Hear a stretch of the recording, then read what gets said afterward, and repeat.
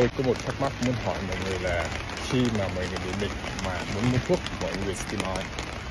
Chính xác, tìm bác sĩ. Mà tôi thấy lạ là có nhiều người lướt TikTok và hỏi mấy bạn TikToker là có bán thuốc hay không. Kỳ vậy? Tại vì cái việc đưa thuốc, phát thuốc là việc của bác sĩ. Trước khi người ta đưa thuốc cho bạn, người ta phải xem xét tình trạng sức khỏe của bạn như thế nào. Không phải tự dưng mà đùng một cái bạn hỏi mua người ta cho bạn đâu. Uống tung là ngủm đấy.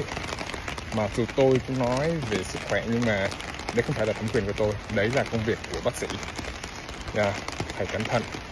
Còn nếu bạn hỏi có thuốc nào tốt sức khỏe sinh lý không, phải có. Ngủ, ăn uống lành mạnh và suy nghĩ tích cực. Đôi khi những cái tiêu cực nó sẽ làm cho mình tốt hơn. Và vận động vừa